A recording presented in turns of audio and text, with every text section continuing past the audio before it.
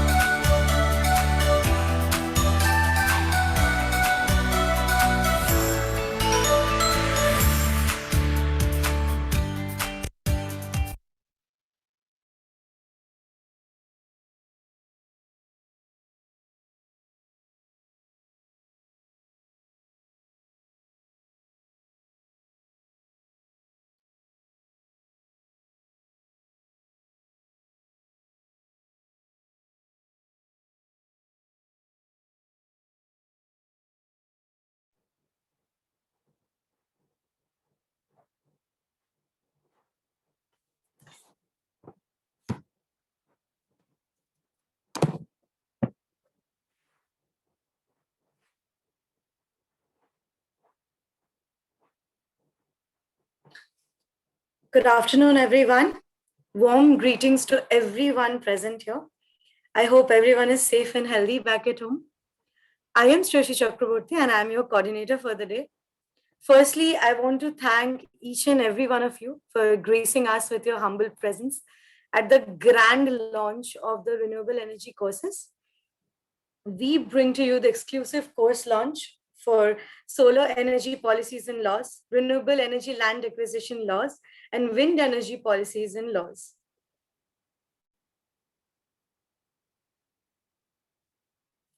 Dr. Gopal Energy Foundation is a non-profit premier organization serving the international community in the disciplines of power sector, petroleum and energy, gas, coal, nuclear, and renewable energy sector.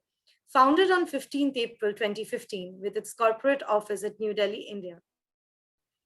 DGF aims to capacity building of 1 million energy professionals by 2030 in the energy e-mobility sector through various initiatives to make right to energy a basic and fundamental right in all the constitutions of the world, and also to include it as a basic human right in the Universal Declaration of Human Rights. TILA, Trans India Law Associates, is a multidisciplinary full-service law firm providing a range of legal services, both inbound and outbound. The partners and members of the firm are professionals having over 40 years of experience with them. Our motto is Salute to Work, TILA Pranam. Firstly, we are really fortunate to be able to avail all these courses online. So what are the advantages of online course?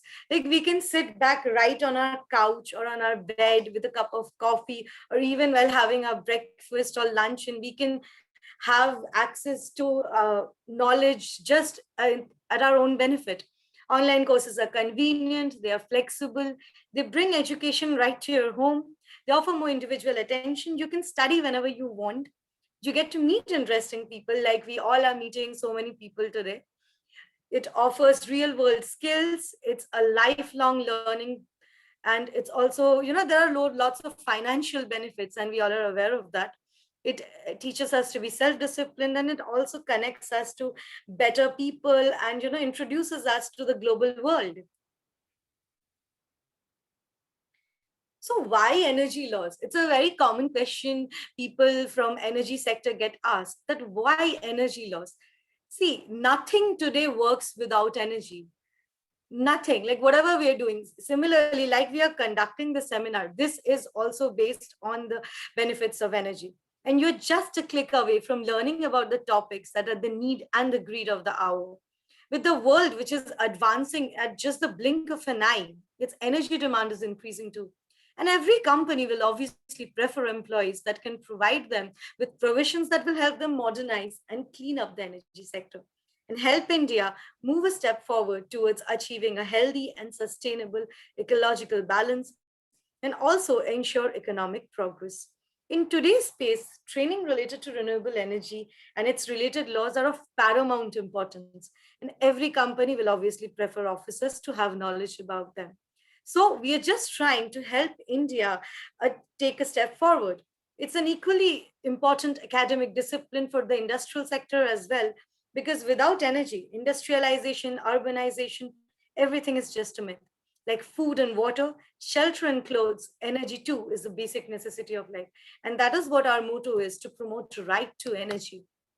Today, we are very grateful because we have with us Mr. Rajshree Niranjan, who is an eminent personality in the field of law.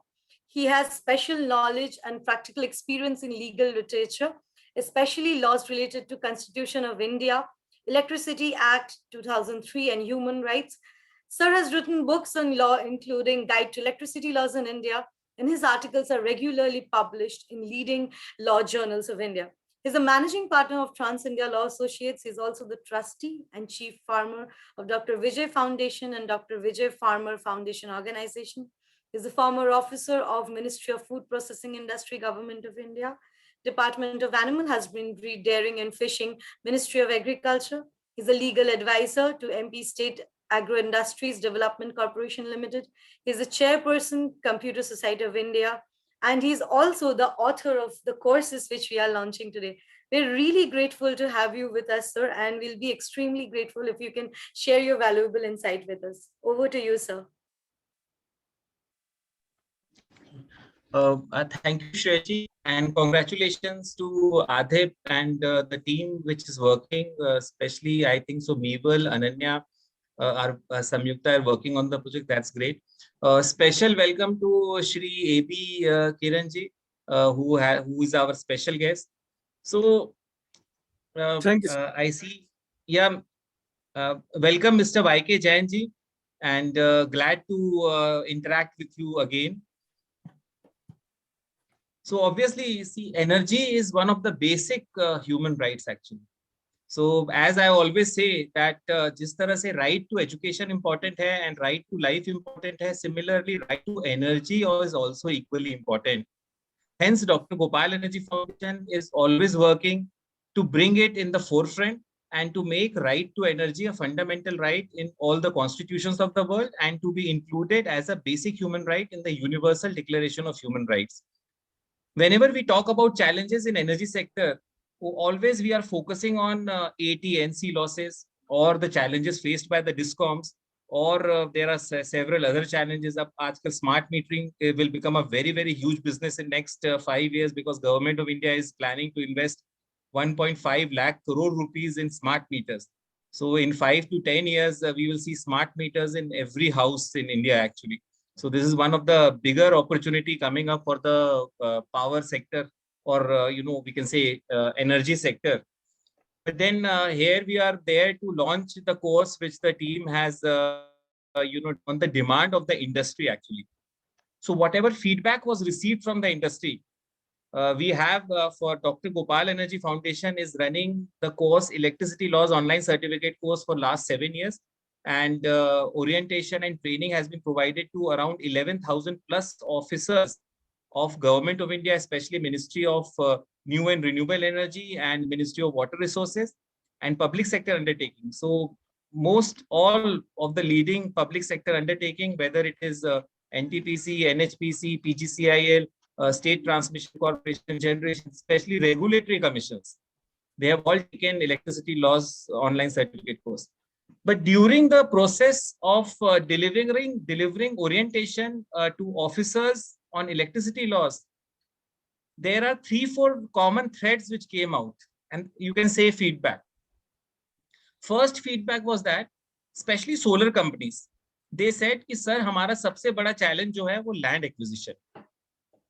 And land and why it is a challenge? इसका एक simple formula ये है कि if for producing 1 megawatt of power, if you want to produce 1 megawatt of power from thermal energy, you require 1.2 acres of land. But for producing 1 megawatt of power from solar energy, you require 5 to 6 acres of land. So the challenge of land becomes 5-fold. So 5 गुना ज़्यादा आपको land चाहिए for solar power plant, similar set of solar power plant. Second issue, why it is a challenge? Land is a state subject. So effectively, when you are acquiring land in India, you are not dealing with one country. You are dealing with 28 countries actually. So once you cross the border of a state, there's a different set of lands, and the language is also. Karnataka में जाओगे तो पहानी बोलेंगे, और उत्तर प्रदेश में जाओगे तो पट्टा बोल देंगे, और it changes. कुछ जगह पे हेक्टेयर्स हो गया है, और इतना सरप्राइजिंग है कि इवन सेम स्टेट में अगर आप बीघा की डेफिनेशन 3 है राजस्थान में. So which part, when you are speaking from Jaisalmer, bigha is different. When you are speaking from Jaipur, the bigha is different, and when you are in Banswara, bigha is different. So Y.K. Jainji, it is very surprising कि एक ही state में बीघा की definition कैसे difference हो, और land revenue code में लिखा हुआ है, ऐसा नहीं कि सरप्राइज है ये. So effectively, solar companies, told us that land acquisition is our biggest challenge, and even when they have to get fund, these are the documents which are asked from the funding agency. We have Shri A.B. Kiranji from Indian Renewable Energy Development Agency. So भाई land जब कोई भी funding होती है solar की या wind की या रिन्यूएबल एनर्जी पावर प्लांट की, So land is the one of the most important documents, and due diligence of that document is very, very important. So Adhip and team has come out with a specific course which is called RE, Renewable Energy Land Acquisition Laws Online Certificate course, so that difficulty and pain point and challenge of the industry is rectified. So in that course, one important aspect is कि जब भी कोई land acquire करी जाए, उसकी due diligence कैसे करी जाए, that will be learned actually. So there is a 70 checklist, whichever state you are acquiring the land, depending on that state, how to do the legal land due diligence, documentation कैसे करना है land का, that will be important component. And obviously land laws, sample land laws of 5 states will be also, taught over there. And it will be more of an orientation program in land acquisition. Second issue which came out in the industry is that solar policies may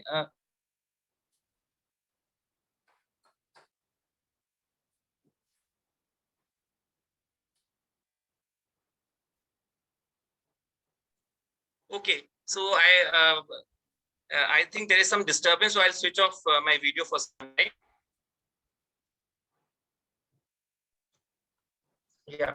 So एक तो जो land की importance है वो तो ये है, लेकिन एक सेकंड चैलेंज जो पावर सेक्टर के पास ये था कि electricity is a concurrent subject. So जो पॉलिसीज बनाई जाती है वो 2 लेवल्स पे बनाई जाती है. So effectively, if somebody is working in, let me say, Hyderabad, or let me say Uttar Pradesh, Lucknow, so then he has to comply with the policies of central government and the policies of the Uttar Pradesh state government also. Both the policies will be applicable actually. इसका positive aspect ये है कि आपको दोनों policies के benefit भी मिलेंगे. So effectively, there was a requirement to understand what are the solar policies. And solar policies also become important in the sense there are certain things where central government has no powers actually.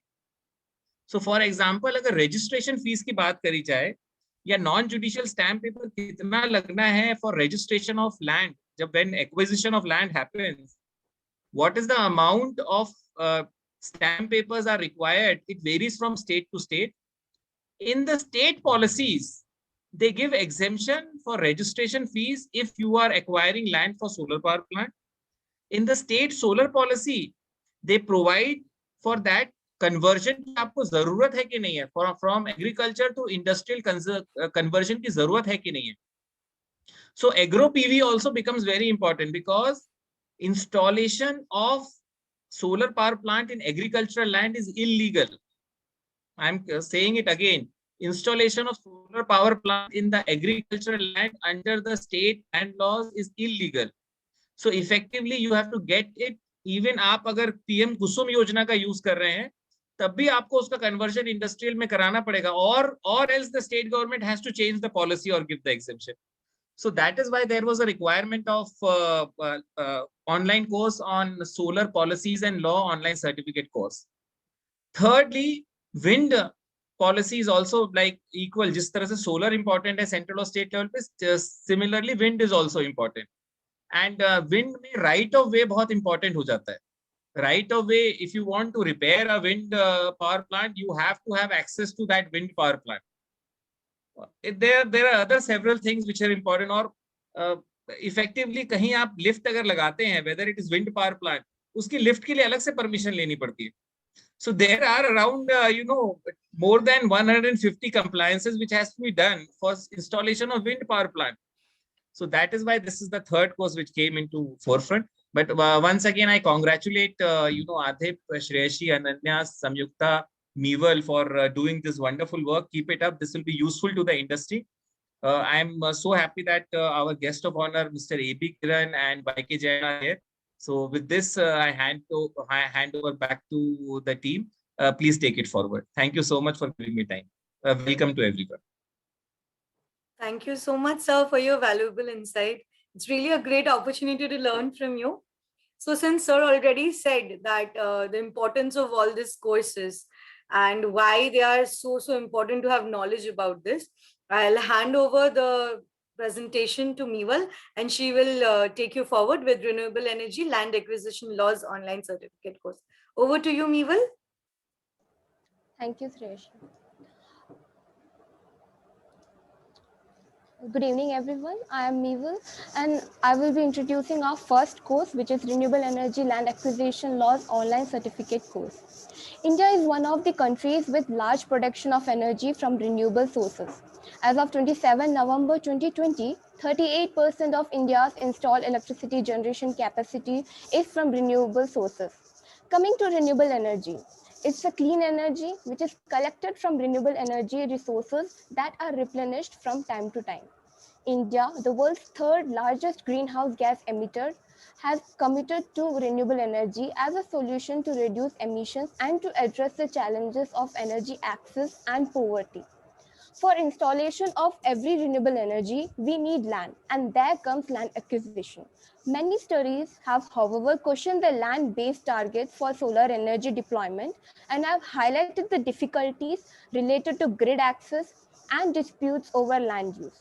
The acquisition of the land is also a major challenge for private companies operating in the wind sector too.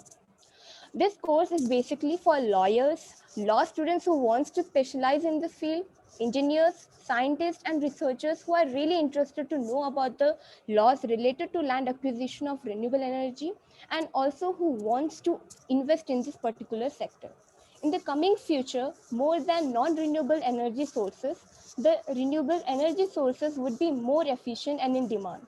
So in-depth knowledge about it is very necessary, and thus this course would be very helpful and beneficial. In this course, there are 6 modules, and every module has been briefly explained through thorough research. The first module is Renewable Energy Land Acquisition Introduction and its importance. This module basically gives an introduction to what is renewable energy and land acquisition, along with their importance in this particular field. The second module is Solar Policies with State and Central Electricity Act 2003.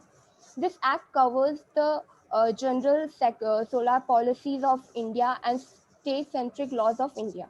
Every state has its own state-centric solar policies to boost their renewable energy sector in accordance to the demands of the development of the renewable energy in the states. Also, this module talks about the impact of central laws on state laws. Our third module is Agriculture and Private Land Acquisition for Renewable Energy Project. This module basically gives us a brief information about the process and the approvals needed for private and agricultural land acquisition. It also discusses about the legal challenges faced as the procurement of agricultural and private land acquisition is not a easy task, because at times it hurts the sentiments of the common people. The fourth module is land acquisition by central and state government and public sector undertakings. This, on the other hand, discuss about the procedures, approvals, and legal challenges while procuring the land of the government. One of the biggest issues pertaining to the land acquisition is consent to sell by the affected parties. Consent to sell both in government and private as well as the public partnership project is among the most contentious issue in land acquisition. Our fifth module is renewable energy issues and landmark judgments. Legal issues and a comparative study between land and government acquisition along with the judgments are discussed in this particular module. And our last module is sixth module, which is on workshop on legal due diligence report, transactional documentation, and the registration of conveyance. This covers about due diligence and its importance. So due diligence is basically nothing but reasonable verifications and precautions which has to be taken to identify or prevent foreseeable risk. Also, this module explains the procedures to be followed for the registration of the conveyance. The further details of the course and its procedures would be communicated by Shreyashi. Over to you, Shreyashi. Thank you so much, Meval, for sharing the information. So the name of this online course is Renewable Energy Land Acquisition Laws Online Certificate Course. The duration is of 3 months, and the course comprises of 6 modules as discussed by Meval. This course is open for anyone who wants to learn about renewable energy land acquisition laws. It's open for engineers, managers working in energy PSUs, renewable energy companies, or law management engineering students, or professionals like lawyers, CA, CS, and anyone who wants to excel in this particular field. The duration of the course, as I told, is for 3 months, and it's conducted 4 times a year: January, April, July, and October. So one can register anytime they want.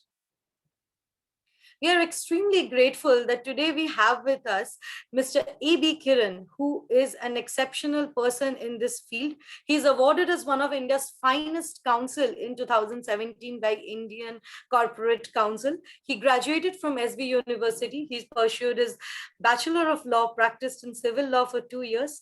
He has worked in Head Office Legal Department of United Bank of India.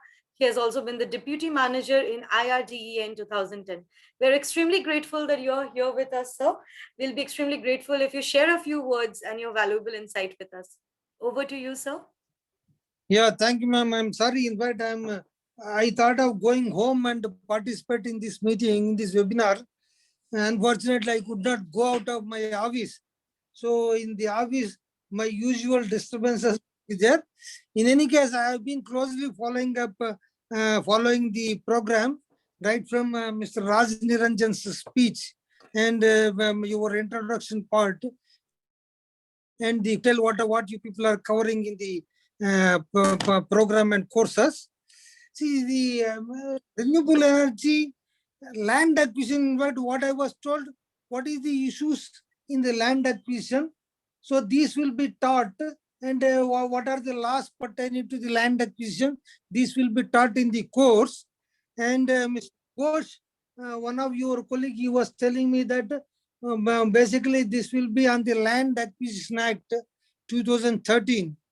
And what I could understand now from Mr. Raj Niranjan speech, in the land acquisition laws will be taught more or less for renewable energy projects also. But renewable energy projects, the lands, basically these are all acquired through private sales only. If in the solar project, in an average project, 1 megawatt, I think it would be some 3 to 4 acres of land is required. And if it is for 100 acres of, for a 100 megawatt project, roughly around 300 to 350 acres of land, with new technology, I think a viable project can come out. Now coming to acquiring the land, if a person wants to set up 100 acres of 100 megawatt of the project, where from he will get a 300 acres of land, 350 acres of land, contiguous land without any litigation. That is very important. But in all the project finances, in all the projects where it has to be set up, the land value will be very minimal compared to the cost of the project. So people, even project developers, they think that the land value is minimal. Why people are investigating why this much due diligence is important? Okay, the due diligence on the land is important. Without land, project will not be there. So we were talking about a few minutes back regarding the wind power projects and solar power project.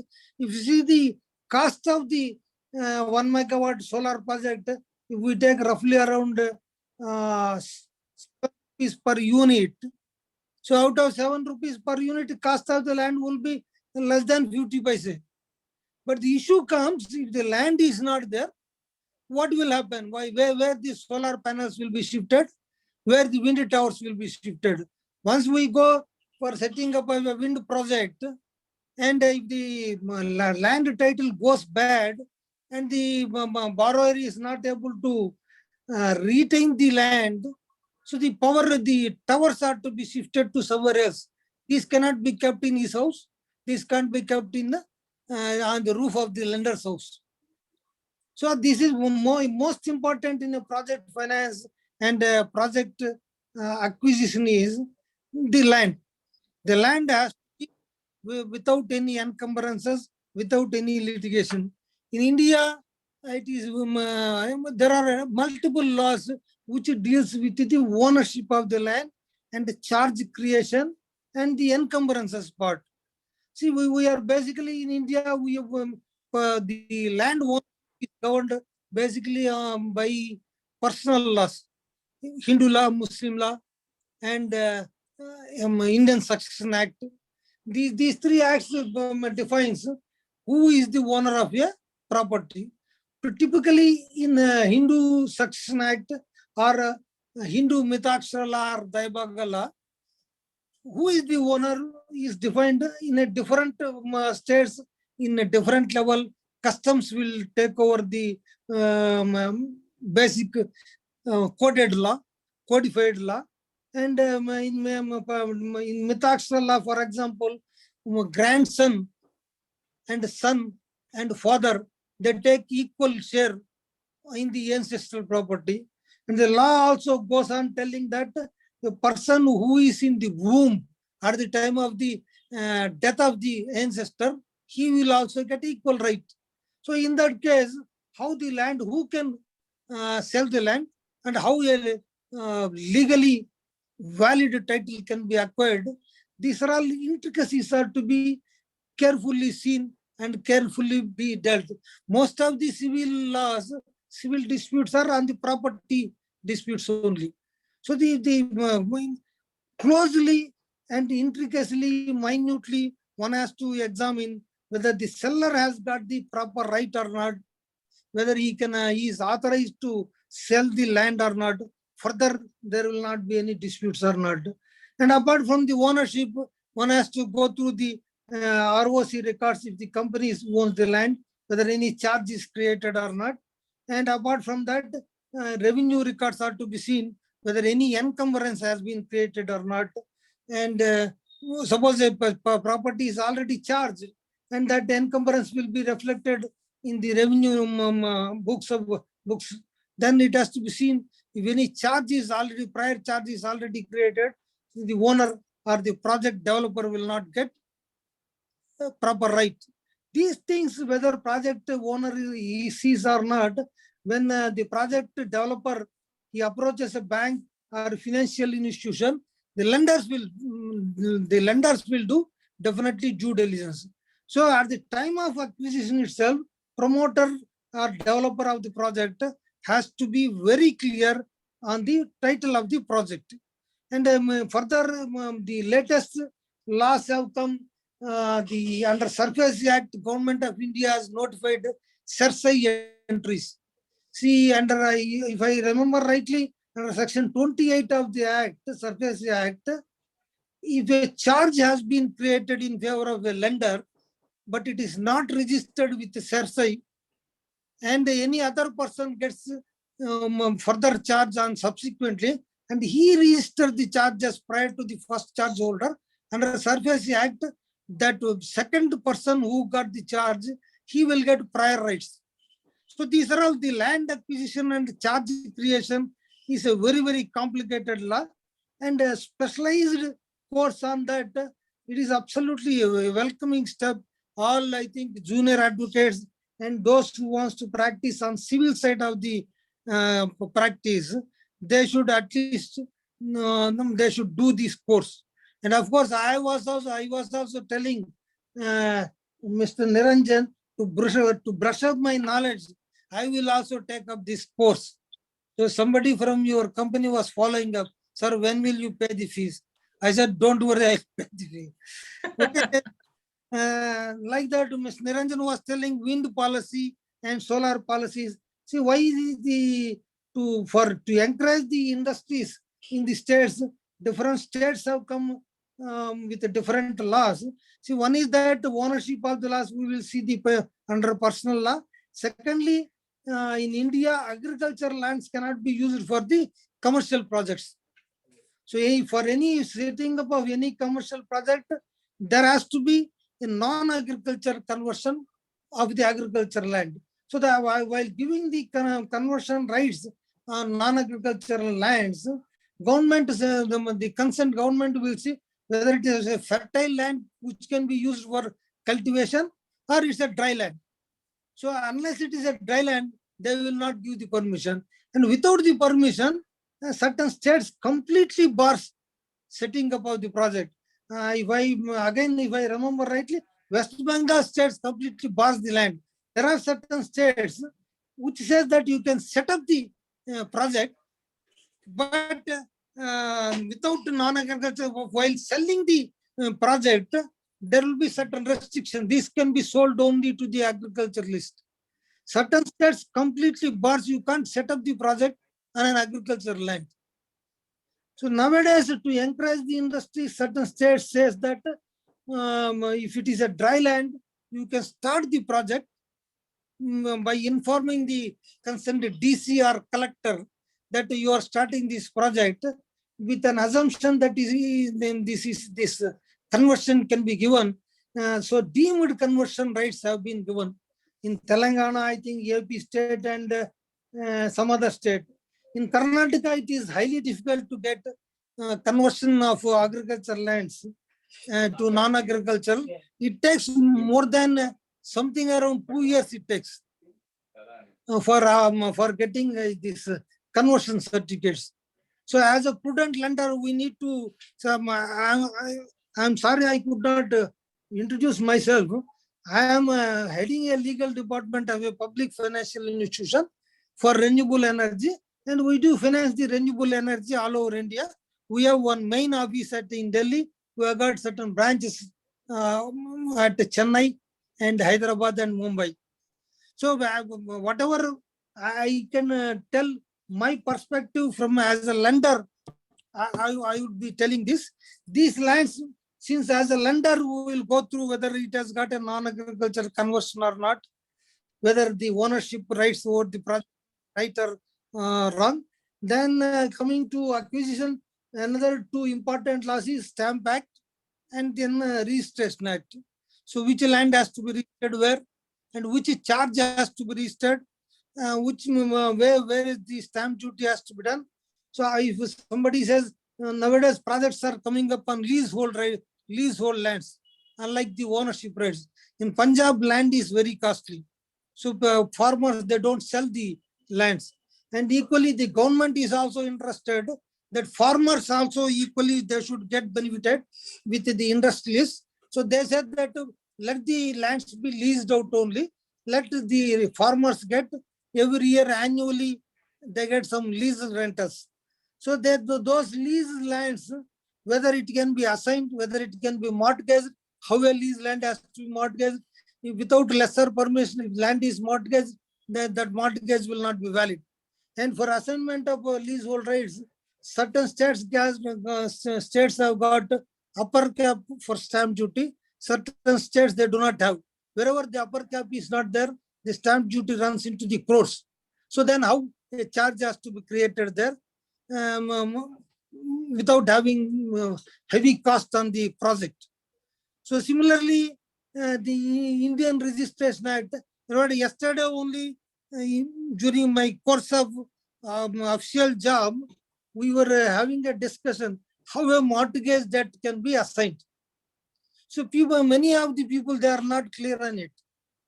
See, a debt with a mortgage, if it has to be downsold or if it has to be assigned, this has to be invariably, it has to be registered. It has to be assignment of debt, deed has to be registered.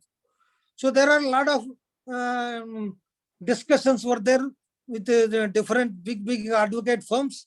So people were telling, if a debenture trustee, in a debenture trustee will be one person only, but bonds will be sold time and again. So every time bonds are sold by the bondholder, charge is not created.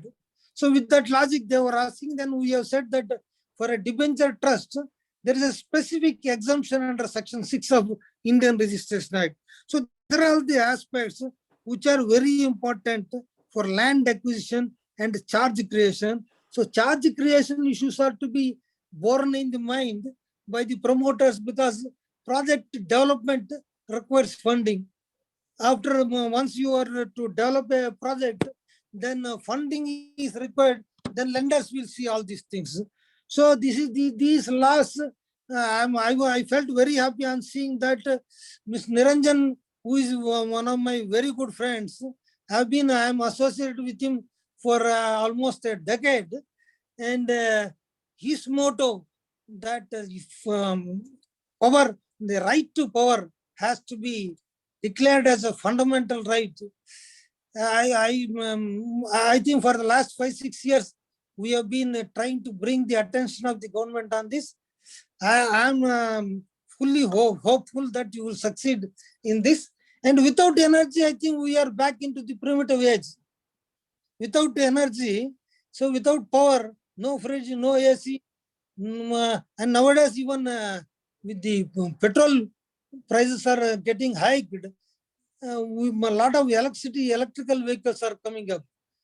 So this right has to be declared as a fundamental right. So I am also with you in this endeavor. So whenever you need us, we are with you. So then coming to that wind policy and solar policy, which you had separate courses, I think this is also correct. In fact, government of India has got a target of 175 gigawatt till 2022.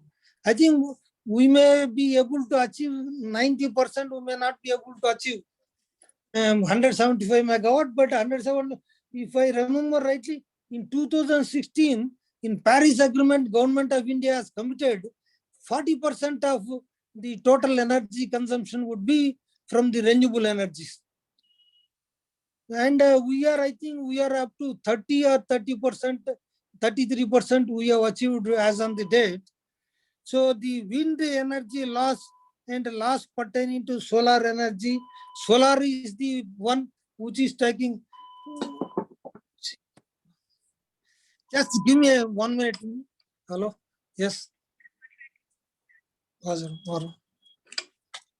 So these courses are also very important, and either as a participant in the course or a visiting professor, I will be happy to be there with you. And I wish all success to you and to your firm in these endeavors. And it is a noble cause. It is a divine cause, I can tell you. It is not only commercialization of some courses. And I will try my level best to propagate this and send the participant to you. Thank you very much. All the best. Thank you Thank so you much, so much, sir. sir. Thank you so much, sir. Your blessings and words are always encouraging to all of us. And for last 1 decade, it is we are humbled to work with you and also discuss it with you in various forums. Thank you so much, sir. Yeah, back to you, Adhe. Please go ahead. Yeah, Thank sorry, you I'm so much, leaving sir. because of some urgent office program. No worries. Take your time, sir. No worries. Yes, thank you. So we heard from Mr. Kiran, and we are really lucky that we had him among us today and he shared his valuable insight. So let's hope that this dream really comes true and right to energy literally becomes a fundamental right. So over to the next course, solar energy policies and laws. This is also a very, very important course because solar energy is today's resource for a brighter tomorrow.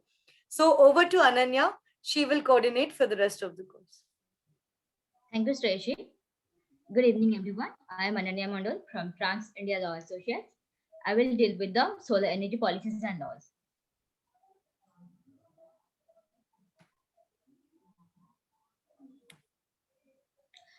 So, why we should choose solar energy policy? There is no doubt solar energy is starting out to be the best replacement for the conventional energy to fight climate change. Human activities, especially over the past few centuries, have been the bane for our environment. Burning fossil fuels to produce energy, expulsion of chlorofluorocarbons that clog the atmosphere, depletion of forest covers which serve as the lungs of the earth. These are only some of the activities which have led to the serious threat of global warming. The production of solar energy in cities is clearly a way to diminish our dependency to fossil fuels and is a good way to mitigate global warming by lowering the emission of greenhouse gases.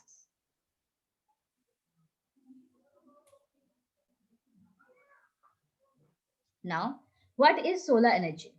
Solar energy is the energy produced by the sun. It is clean, renewable source of energy. It is harnessed by solar collection methods such as solar cell. Solar energy is converted into unstable energy such as electricity.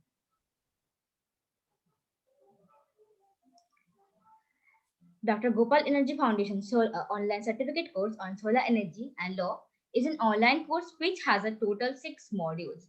Module 1 talks about international solar policy, that is ISA, IRENA, IEA. Module 2 talks about national solar policy in light of Electricity Act 2003.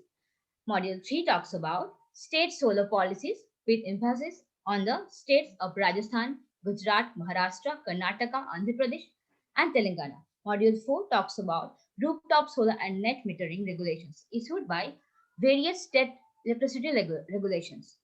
Module 5 talks about ground mounted solar, captive plant and group captive power plant, legal position and regulatory benefits. Module 6 talks about regulatory framework for solar manufacturing, floating solar energy storage and green hydrogen.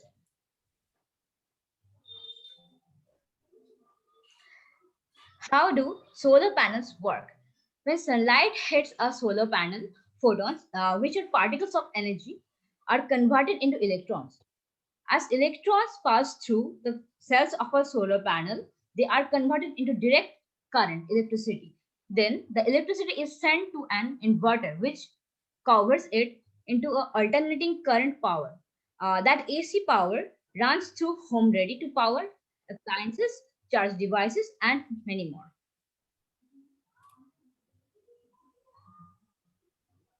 There is no doubt that solar energy has a lot of benefits. Solar energy is eco-friendly. It saves power bills. It is renewable, clean source of energy. It has zero carbon emission. It has low maintenance cost. It is less dependable on fossil fuels, and it is one of the most important sources of income for nowadays. Law is the essence of any industry, and solar energy is not an exception to it. Well, there are many international and national policies and laws. Solar energy deals with that. Among them, International Solar Alliance (ISA), Paris Declaration, International Energy Alliance, International Renewable Energy Agency play a vital role on the solar energy sector.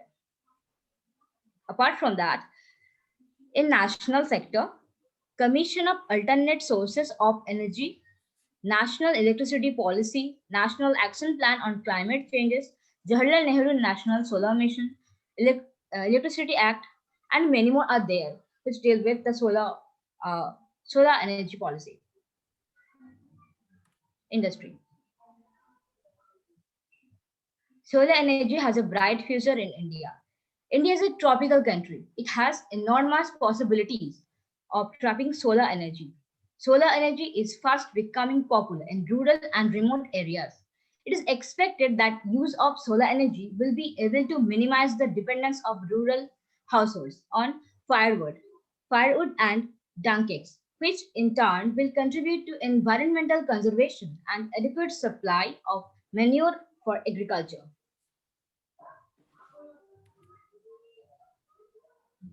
In the commercial industry, a large number of businesses are now enjoying the advantages of clean, affordable energy.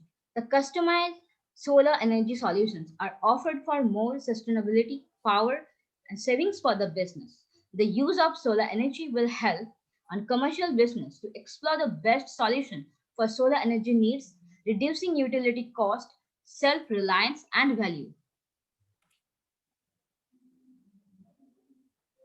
Solar energy has also bright future on agricultural industry. Winery owners, farmers, and the agricultural community as a whole are embracing solar, and for good reason. Energy consumption for agricultural businesses is significant. With the need to power water pumps, boilers, heating and ventilation systems, lighting and production equipment, electricity and fuel costs eat up revenue and profits. Solar offsets this cost and makes it possible to increase profits without increasing production. In the residential part, millions of homeowners have already realized the benefits of adopting solar. By capturing energy from the sun, homeowners are able to reduce gas and electric utility bills. Homeowners can apply powered appliances, run furnaces and air conditioners, even heat swimming pools and solar. Current tax credits combined with increasingly affordable and highly efficient solar technology makes for outstanding opportunity to take advantage of solar power. Thank you. Over to you, Sreshi. Thank you so much, Ananya. So, as Ananya said, shared her valuable insight. We are aware that how important solar energy is right now for us, and how important the knowledge of the solar policies and laws will be in due time. So, about this course is named Solar Policies and Laws Online Certificate Course. The duration is again for 3 months, and the course comprises of 6 modules. Engineers, managers working in energy PSUs and renewable energy companies, or law management engineering students, professionals like lawyers, CACS, anyone who wants to excel in solar energy laws can go for it. It's again available 4 times a year: January, April, July, and October. So anyone who has any question can drop it in the chat box. It will be taken at the end of the session. And once again, we have with us a very, very eminent personality, Mr. YK Jain. He's the co-founder of Antrishk Photo Energy LLP. He's also the technology consultant over 70 megawatt special projects, biomass, hydel, and solar. He has won award in the 5th Global Solar EPC Summit Award for solar industry, individual contribution in solar project and advisory. He's a notable speaker and trainer on solar PV technology. We're really grateful to have you, sir, and would like to hear your valuable insight on this. Over to you, sir. Hi, good afternoon, everybody. Could you allow me to share my slides? Sure, sir. Sure, sir. Sure, sir. I'll just stop sharing. Yes, sir.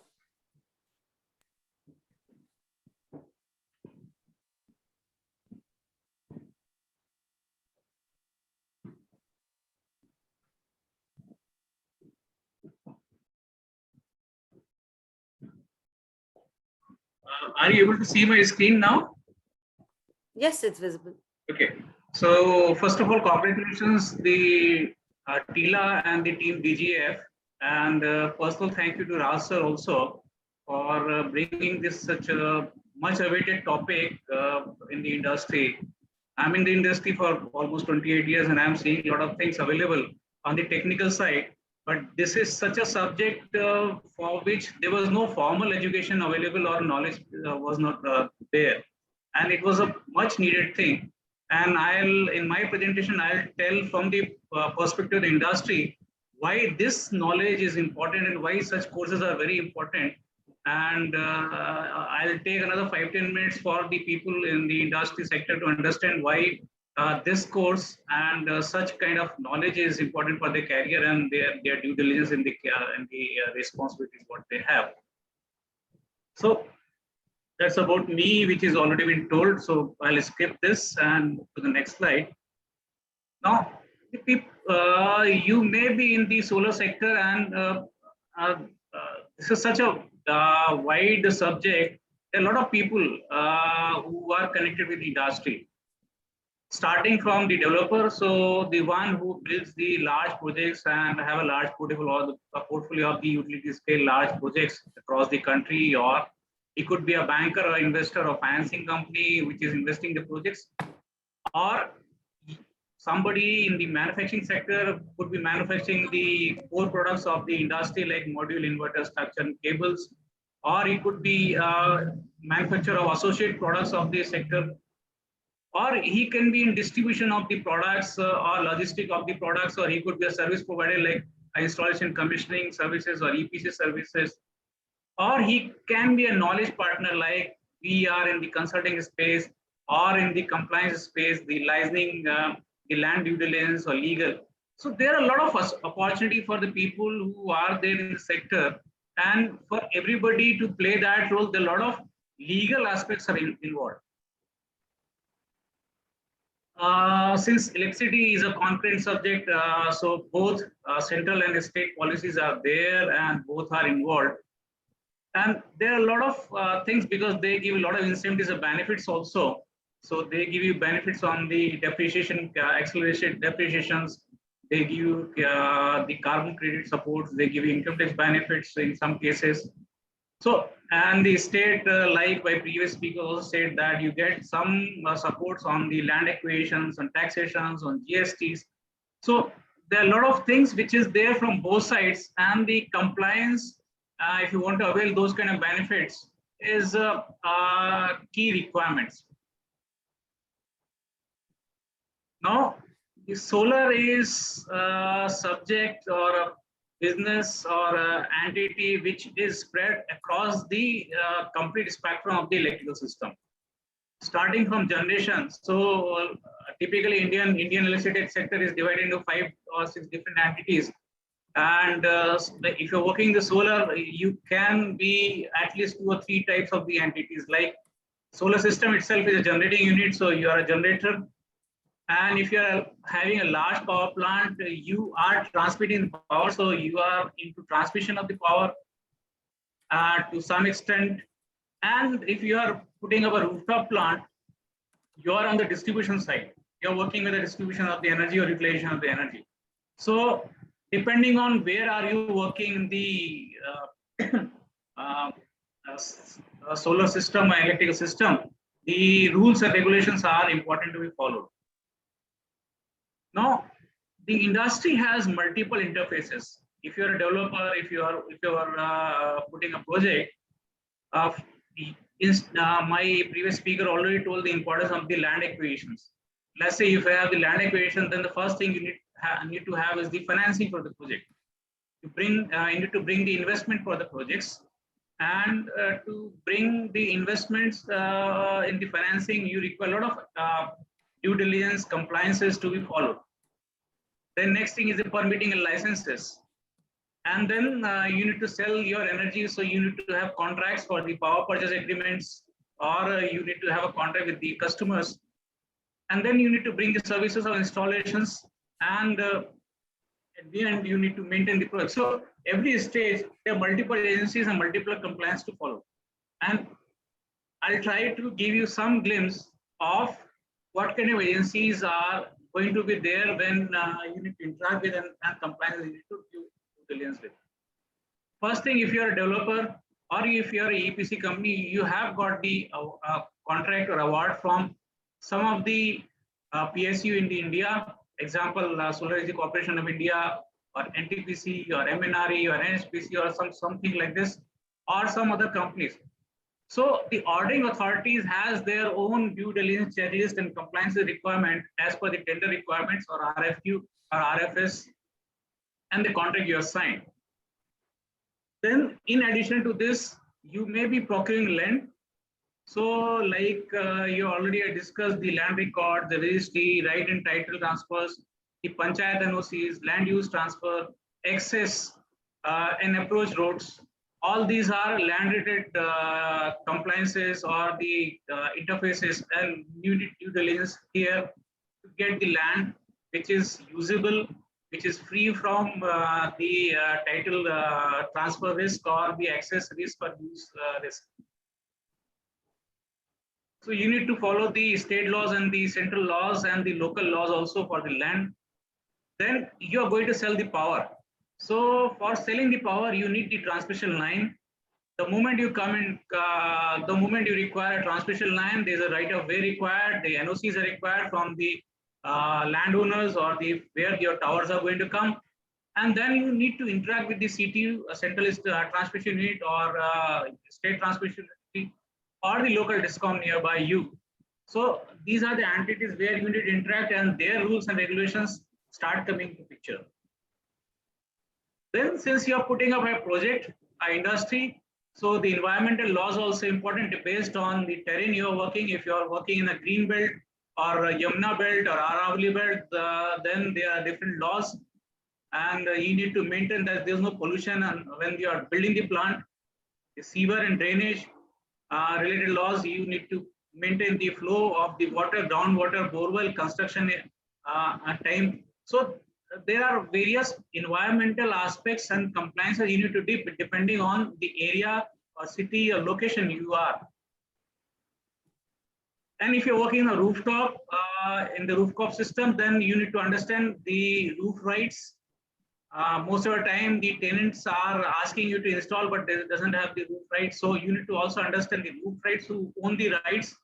Even the government many times give you a purchase order for installing a solar system on the buildings which is rented or which is maintained by somebody, or ownership is not directly with them. I'm sorry. So then there are electricity laws and central and state regulations, and there are multiple things: the regulations, the policies, the acts. So, and then you have the different entities which are playing in the sector. So you need to follow the regulators, the regulations passed by them, or the policies passed by them. And then you need to also, when you're selling the power, the local LDCs are the importance there for scheduling and forecasting of generation, so that they can transmit your power on time and you can get paid for the energy you are generating.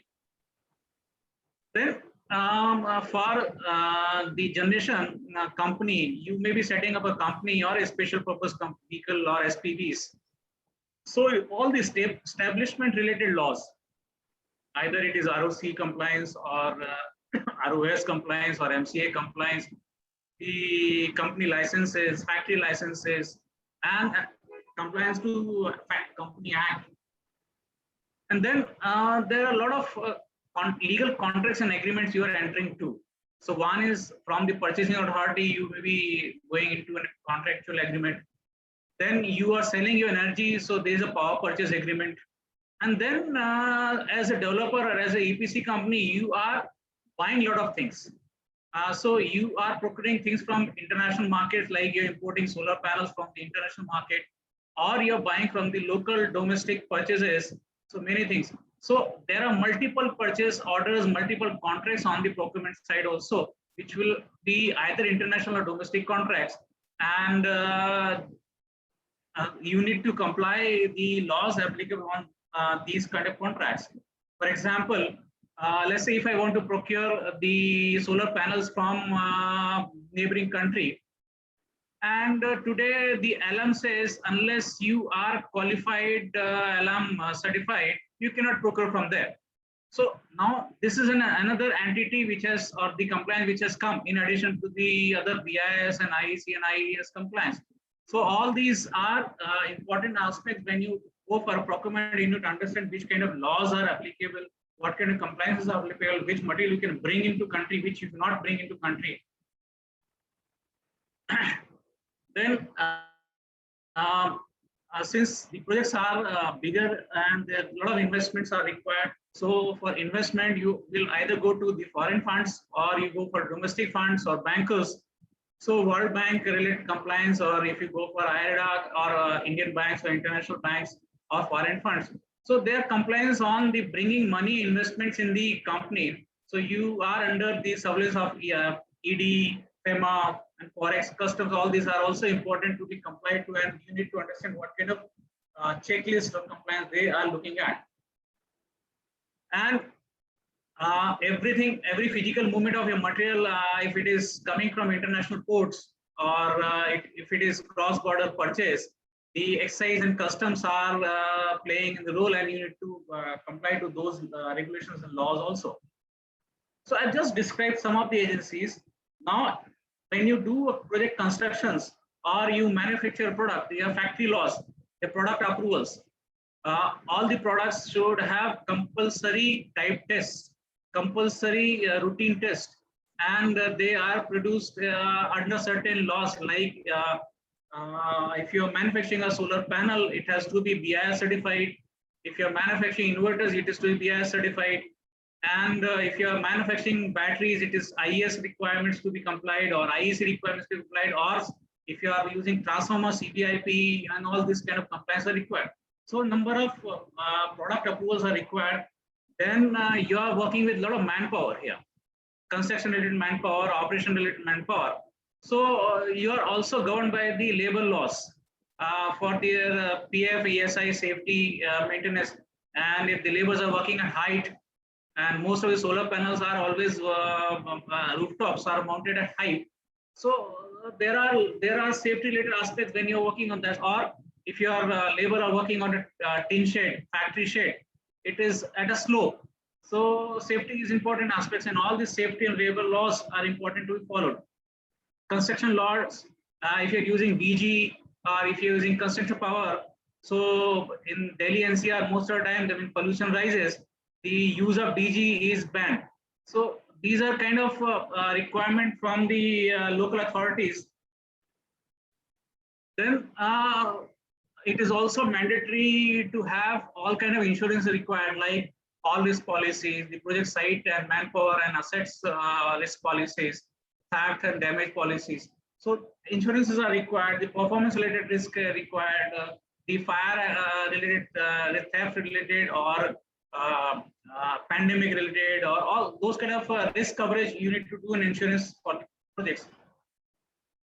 Then since you are selling the energy to DISCOMs, so all the interconnection laws, whether it is IEC compliance, IS compliance, or Indian electricity rules, or BIS rules, or ACTS guidelines certificate, or CIF, all these are mandatory compliances you need to follow before you commission your project.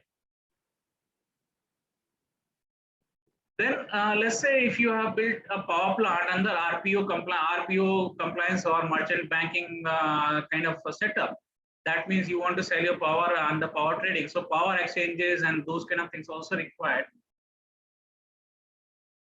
Then there are also very important thing which we normally forget, that IP rights or intellectual property rights, because the technology what you're going to use is either from the technology provider or the manufacturer or the people who are concerned. So they have their own IP rights on the things which is being shared with you. Then let's say if you're working in the areas which are special areas like SEZs or defense areas or railways, marine or airports.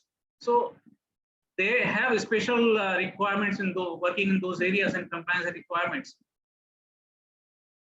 So I have just narrated the kind of landscape where you are interfacing with multiple agencies, and you need to understand there are different kind of compliances, legal laws you need to work so that your business is not jeopardized. So one is that there are multiple statutory authorities, and anybody can have rights to stop your projects or working of a project, and it could lead to financial losses or disturbances to your project working. And then the business is very complex because it has a very long lifespan. Whatever project you are setting up, it is set for 20 years, 25 years of the life. And you are doing multiple things. You're borrowing money from one hand, you're buying products from different hand, and you're selling energy to somebody. So there are a lot of project risk and the complex business transactions in the nature of business transactions here. Multiple agencies are there. And then all the products what you're using has the longer warranties or defect liability periods.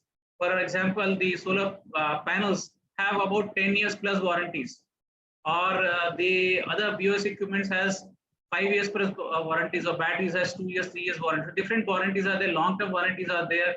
And if you have a power purchase agreement, it is for 25 years. You yourself has the warranty of generations. So the long tenure of contract, long warranty, long kind of responsibilities and liabilities are there, and you are exposed to throughout the life of the contract. So then all these transactions are high value transactions. It's not simple low value transaction. Most of the solar projects are big and big enough, so you have very high value transactions, and you are always under the radar of the authorities on the transactions.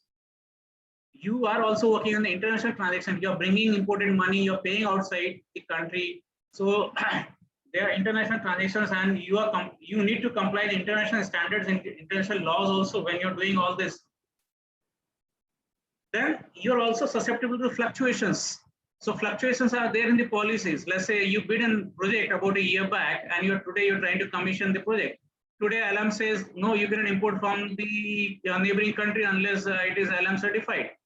You are in a fix because you thought that I can bring it from there, which would be low cost, and the policies change or incentives change. You thought that, okay, I'll have a tax rebate on certain period of time, and the tax rebates are being withdrawn, or the exchange variations are there. The raw material inflation price is there. Today, you see the steel has increased about 50% in last 1 year. copper has increased about 70% in last 1 year time. So these are fluctuation, you are exposed to these fluctuations, and many times the fluctuations are covered by the EMA price variation clause or those kind of clauses. So the foreign exchange, you do hedging. So you need to also understand what I can do for protecting myself for these kind of fluctuations or variations. So what kind of clauses, what kind of laws, or what kind of instruments are going to protect me. Then business environment is risky because your inputs are highly dependent on the environment. The change in the environment in the radiation or wind or rains can jeopardize your generation.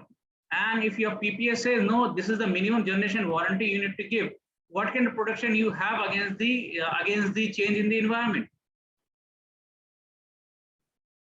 Then the biggest challenge in this sector is the upfront investment.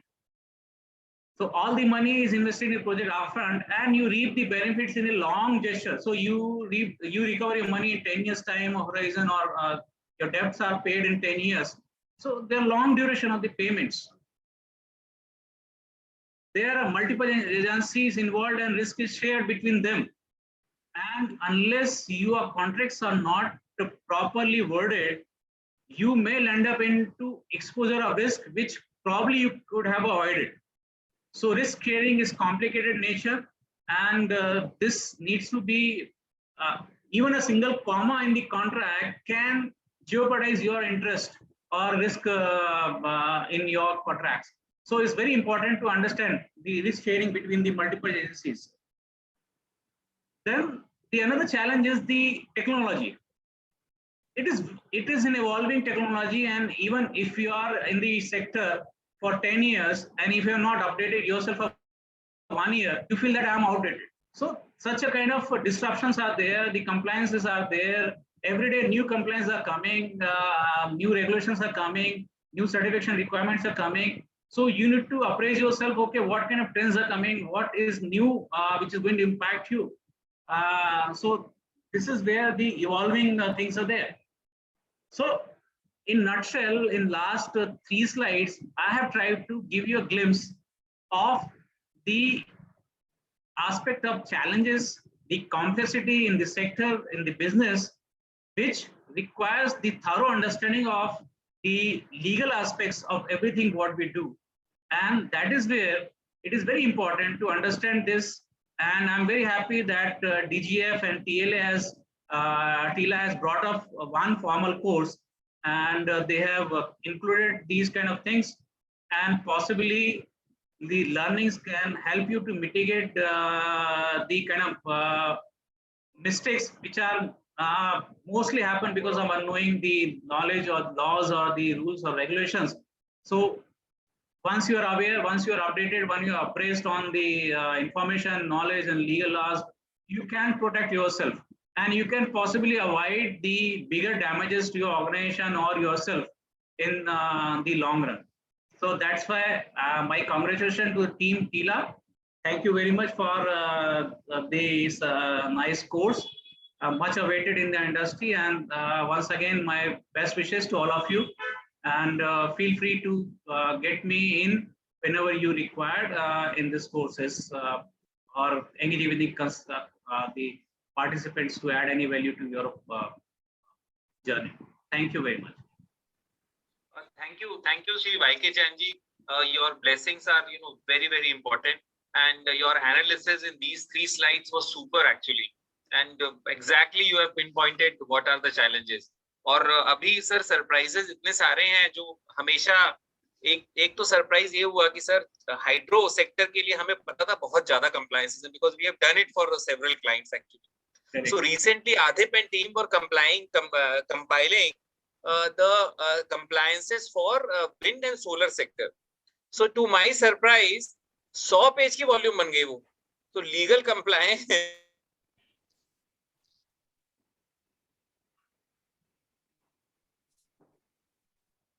I think so. There's a network glitch on his side. Okay, sir. Yeah, So I trying. think you hear me now. So, the legal compliance appliances जब wind solar का हम कर रहे थे, तो हम लोग, मैं सोच रहा था कि it is a very short document actually, crisp document, but it turned out to be a very long document with 100 pages around of legal compliances. So it was a surprise. और एक चीज और भी है सर, important, interesting, हम हमेशा सोचते हैं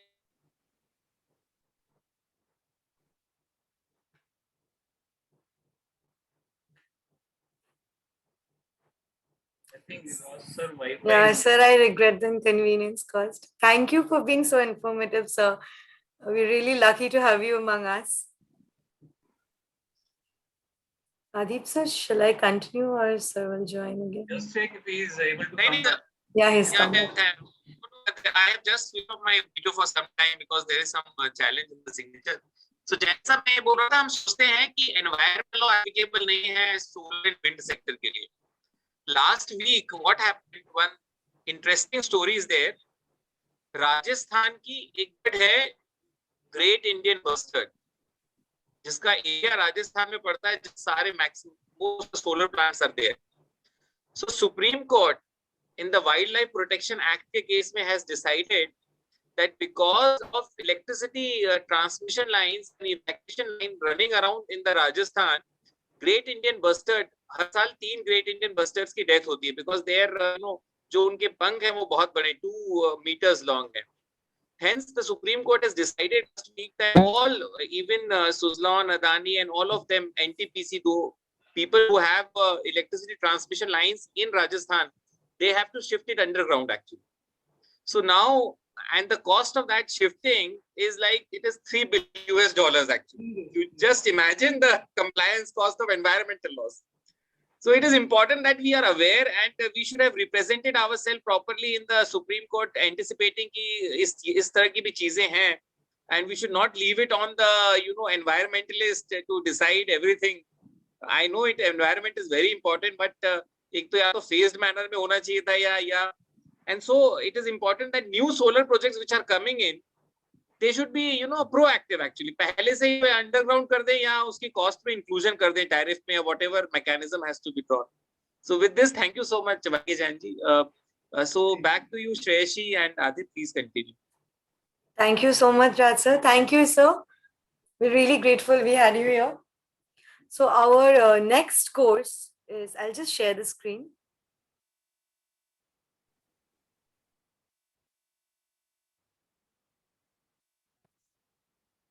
So our next course is on wind energy policies, and this is the last one. So over to you, Samyukta. She'll be coordinating the rest of the event. Thank you.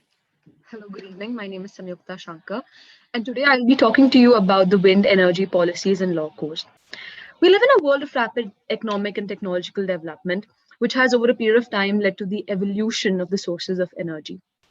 In the current times that we live in, with climate change at its brink, there has been a huge shift towards tapping non-conventional sources to meet the energy demands of populations and the society. This shift has primarily been because of the realization that true progress cannot be achieved without sustainability. There has to be a balance between the ecology and economic progress. One such non-conventional source, as I'm sure you all must be aware, is the wind energy. In order to generate a comprehensive understanding of this sector, TransIndia Law Associates, in association with the Dr. Gopal Energy Foundation, created a one-of-its-kind course on wind energy policies and laws. Now, before delving into how this course is structured to meet your needs, I'd like to talk to you about why it's important to know about the legal facets associated with wind energy projects. Since you all are pioneers in the field of wind energy, I'm sure you must be aware of the intensive and extensive background work that goes into setting up a wind energy project. This course makes it easier for people to understand that process and thereby makes the industry and its practices more accessible to the people. This course is divided into 6 modules. The first module covers international wind energy policies and laws. This module will help the readers understand how countries and organizations across the world have come together to boost renewable energy and have therefore provided a ground to incentivize businesses to invest in this sector. The course in this module, in addition, narrows down its scope and deals with how these policies have a direct impact on the wind energy sector. It further provides a comparative analysis across various jurisdictions to give a project developer or an investor a practical and sound understanding. Understanding that India too has lately become a wind energy hub, this module, the second module, highlights the national policies that are present in India, and it gives the readers an understanding of how the wind energy market has developed, the schemes that are present, and the system of funding that is existent. The course takes a step further and analyzes the policies that are present and the ecosystem that exists in various states through the country.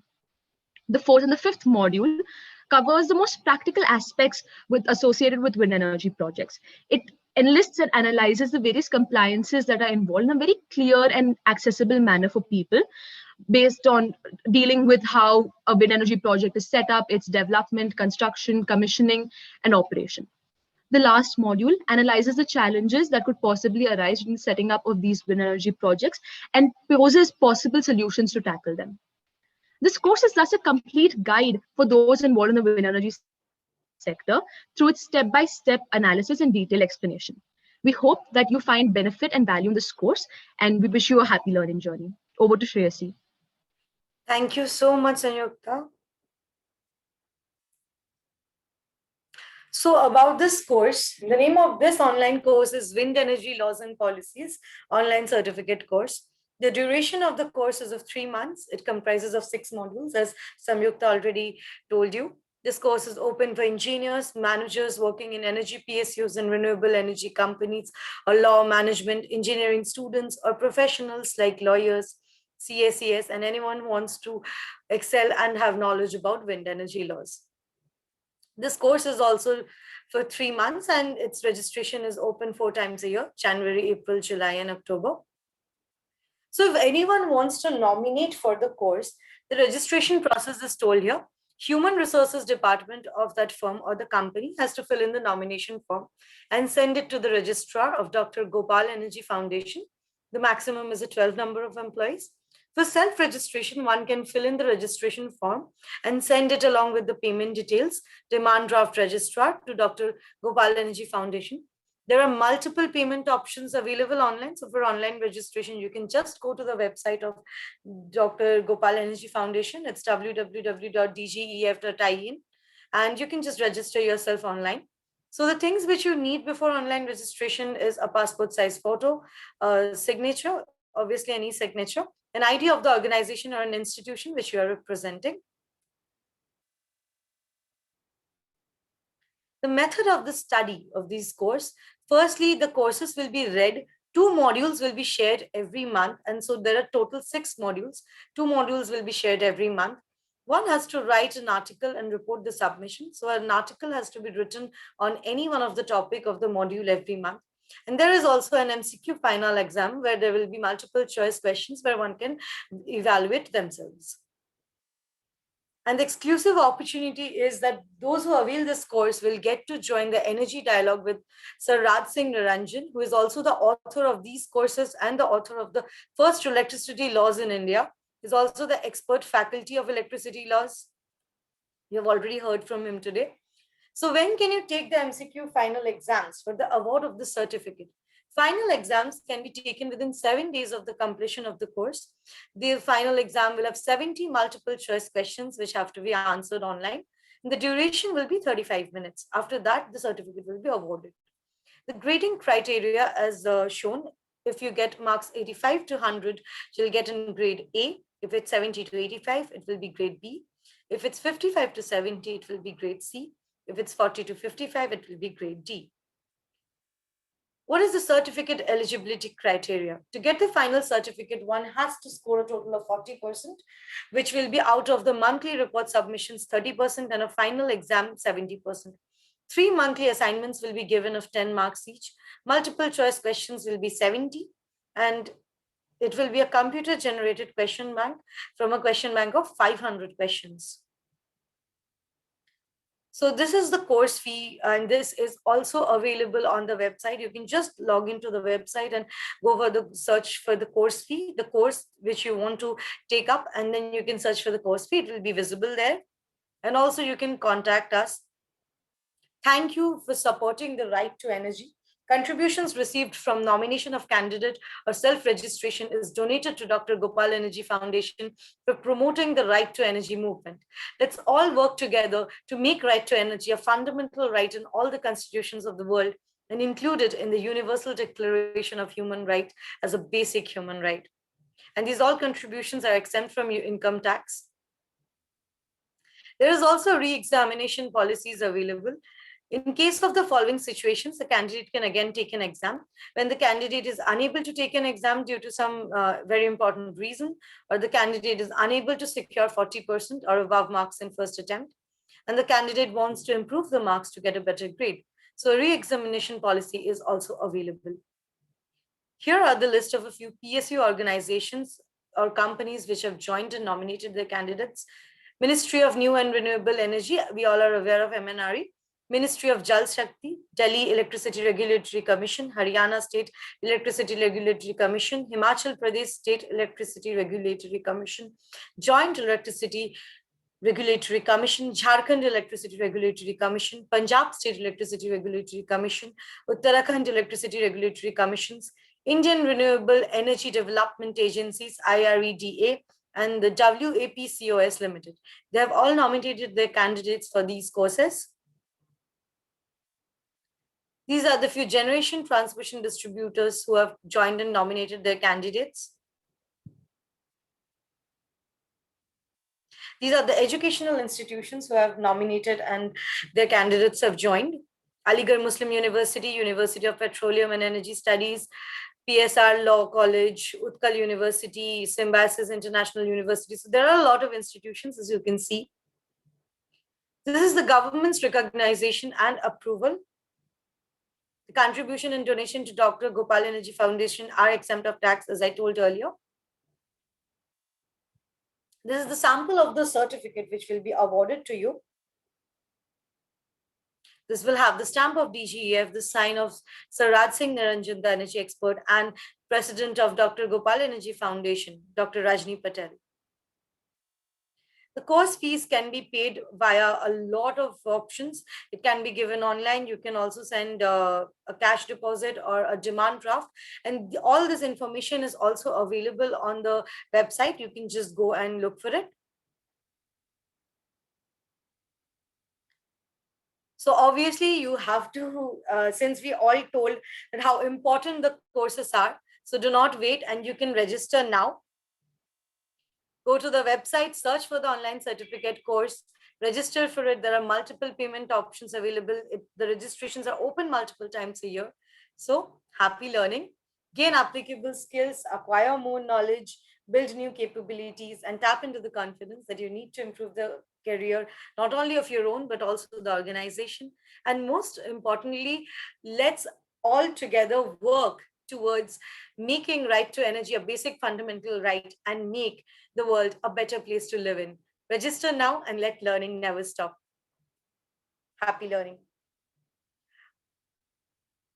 So this was all about the courses. Over to you, Raj sir. Do you want to say something?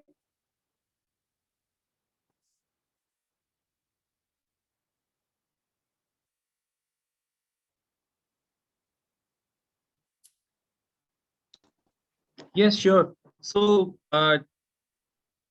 wonderful initiative by all of you. And so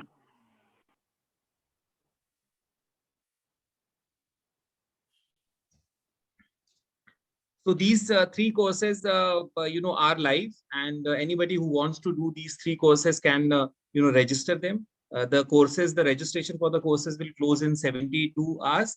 In case any one of you have any questions about solar policies or wind policies or land acquisition laws. So land acquisition laws course will cover both the acquisition from private parties and also government acquisition procedure. So both are covered. Is it right, Adit? Yes, sir, both are covered. Okay, all right. So you want to add something, Adit? No, it was a very good event that we have finally launched our three very important courses. And the three courses are obviously based on renewable energy laws, which is the rising factor now.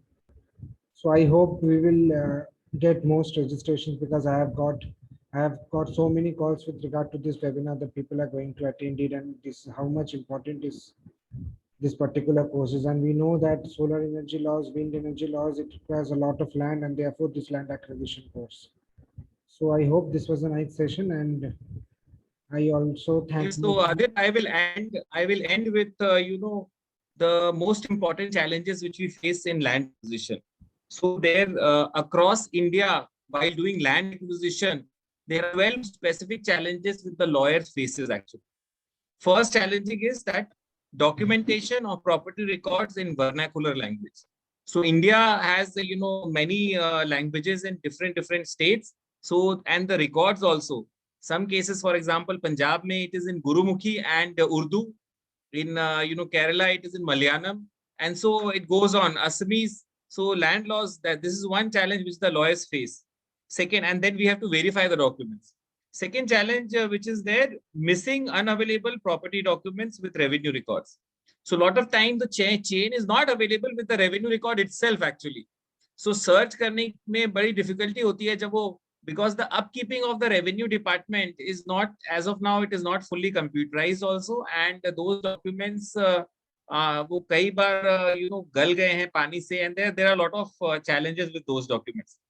Third challenge is that conversion of land from agriculture to industrial and non-agriculture. So this is the third challenge which is faced by solar and wind company, that if you do wind plant or solar plant in a agricultural land, it is illegal, there will be penalties. So it is important that it should be converted to a non-agriculture. Fourth challenge, and which is common, is forgery of documents. So in case the landowner or the land aggregator does not have a document, sometimes he resorts to forgery of document. As a intelligent lawyer, you should have that understanding which document is correct and which document is forged document. In case this document is forged, you can put it on record, but mention that the authenticity cannot be verified actually, because it is not available, and ek to oral partitions are legal actually. So that also brings in another challenge. Next is like what I said, the traditional practices like oral family participation in oral family partition and gifts. They are recognized by the Supreme Court, and so we have to be very careful and make family trees to identify whether the land actually belongs to the owner who is claiming to be the owner of the land. So then we have challenges that confidentiality and conflict of interest. Whenever you are doing a land due diligence for solar and wind power, remember that you have to keep your name of the client confidential. क्योंकि जैसे ही आप बताएंगे, before buying the land, he is interesting, the solar company or wind company is interesting with you to do the due diligence so that he can buy land. But when you start doing due diligence, and if you name your company, I'm working for such big company, so what happens, automatically they demand more price from your client actually. So actual जो rate है उससे ज़्यादा price हो जाता है. So in this case, जो client confidentiality का principle advocates act, you have to follow it very, very strictly. If the client does not want to get himself, please do not tell your client and keep as confidential as. I'm telling you the best practices, as most of you are budding lawyers and you will, move forward with these due diligence. So this is a practical reality. Next is that revenue records, revenue.